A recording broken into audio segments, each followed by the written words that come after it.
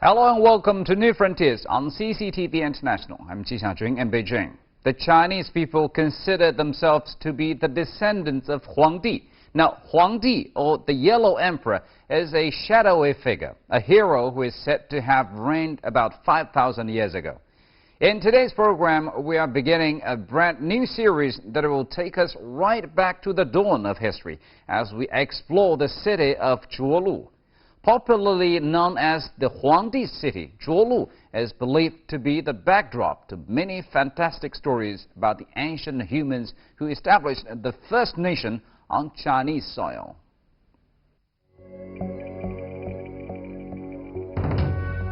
On the flatlands north of Sanbu village in Fanshan town in the area of Zhuolu in Hebei province is the site of an ancient city.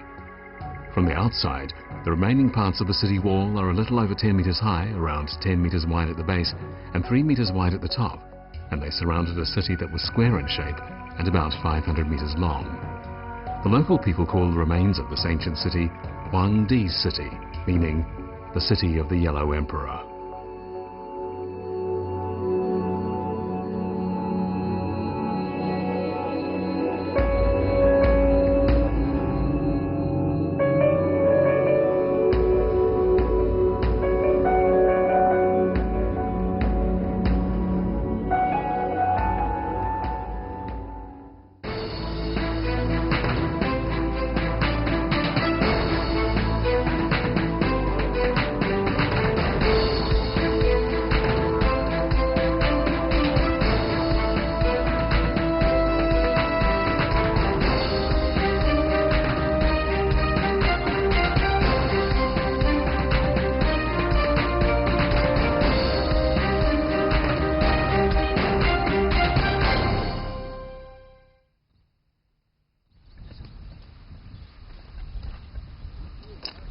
The land within the walls of the ancient city was dug up decades ago to serve as farmland.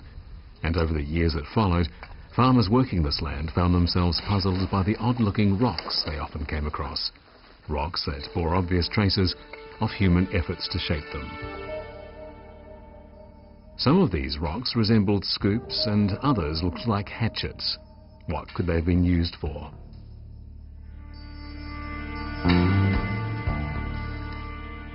Then there were the shards of pottery that made it even more difficult for the local farmers to plough their land. Every year at planting time, they had to first use rakes to remove the rocks and fragments of pottery, and even after years of clearing them, there always seemed to be more rising to the surface. Meanwhile, some of the locals were saying that there was treasure to be found at the sites of this ancient city. This story originated with Li Zhenghuai, a resident of Wubu village.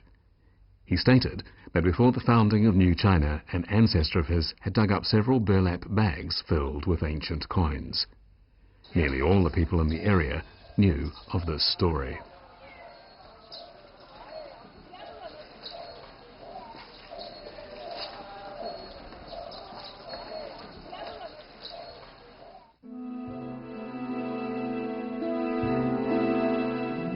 Before the founding of New China, within the bounds of the ancient city, Li Zhenghuai's ancestor had owned a plot of land that his family farmed.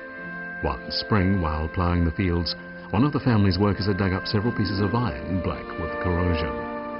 He felt it strange that pieces of iron could grow in the ground in this way.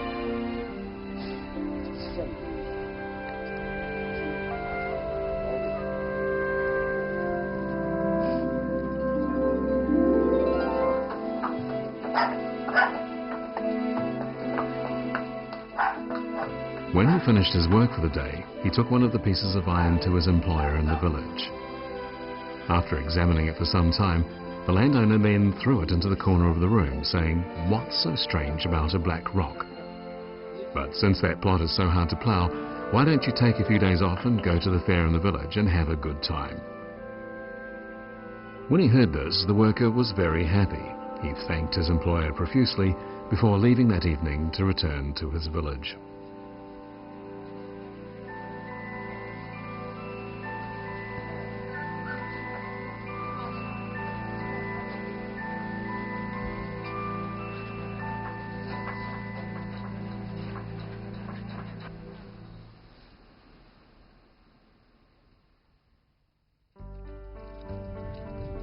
However, after his worker left that night, Li Zhenghuai's ancestor returned with his two sons to the place where the worker had found the black stone. They had come to carry out a little digging of their own.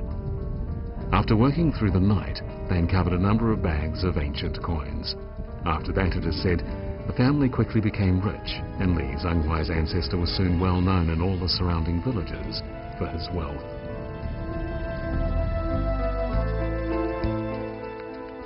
Although the story about the wealth of the Li family dates to long ago, the passage of time never dimmed the hopes of the villagers that someday they too could become rich overnight by making some astonishing find. For this reason, the villagers maintained a keen interest in digging in the area in the hope of finding treasure. In fact, even large numbers of children could often be seen combing the area and dreaming of stumbling upon some great discovery.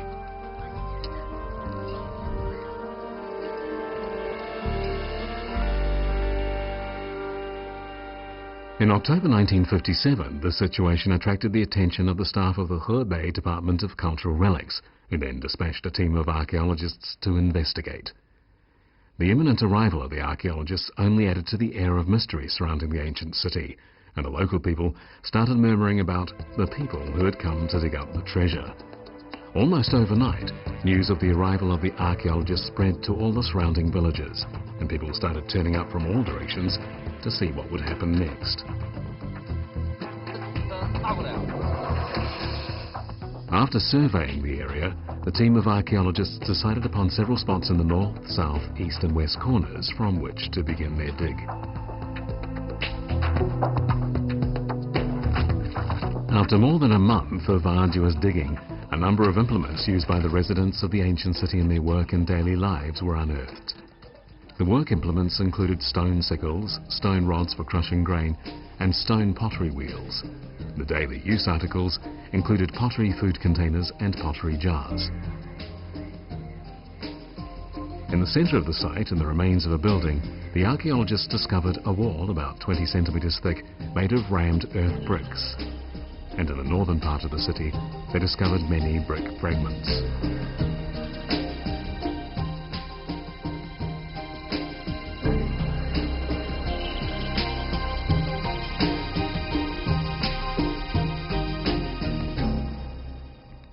Based on these discoveries, on November the 30th, 1957, the archaeology team published an article in People's Daily, and it shocked many archaeologists and historians.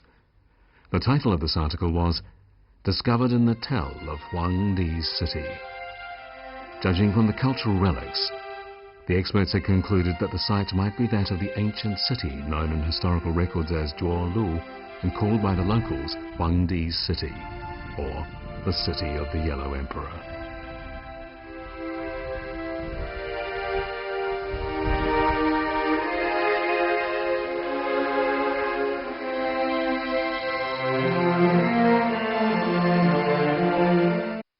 According to legend, the walled city of Zhuolu was Huangdi's capital. Now, if this were true, then it could logically be concluded that the place historians had long been searching for had been found, the place where Chinese civilization originated.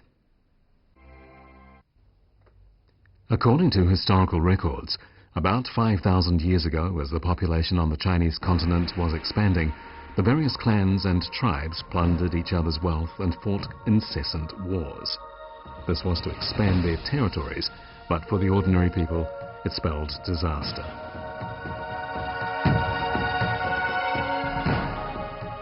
The ruler of the time, Huangdi, or Yan Emperor, was powerless to do anything about the situation.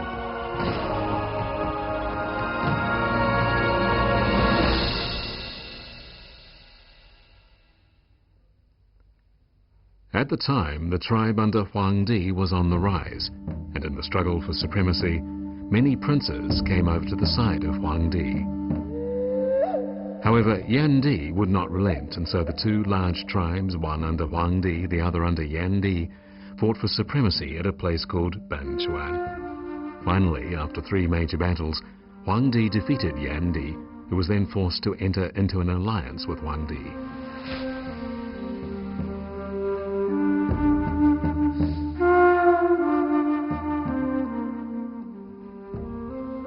But there was also a third and even more powerful tribal group, the Dongyi group, whose leader was Chuyou. According to tradition, Chuyou was a brave and capable god of war. The tribe of Huangdi had been in conflict with the tribe of Chuyou as the former had moved eastward, but following an intense battle, Huangdi had found himself unable to fight on and had escaped to the north with Chuyou in hot pursuit. When Huangdi reached the Zhuolu area, he had no choice but to ask Huangdi for help. It was at this point that the Federation of Tribes under the two emperors engaged in a decisive battle with the army of Chuyou in open country near the city of Zhuolu. The battle was long and intense, but Huangdi emerged victorious, capturing and killing Chuyou in the open country of Hebei. This is the famous battle known in history as the Battle of Zhuolu.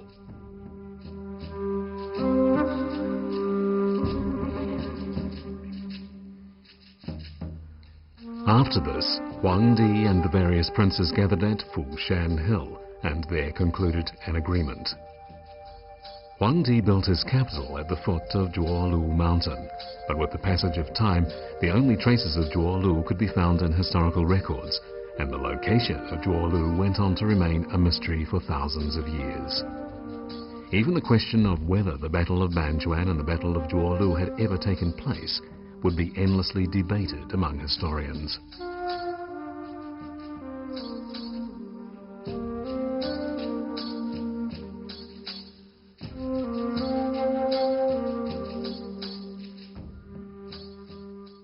板犬之战和涿鹿之战是中国历史上两次非常重要的战争。这两场战争规模很大，这两场战争结束了中国历史上士族林立的这么一个局面，开始了走向民族融合。所谓上下5000年的中国文明史，就是从黄帝之战开始拉开序幕了。Beginning in the 1990s, Fang Lijong visited Zhuolu on a number of occasions.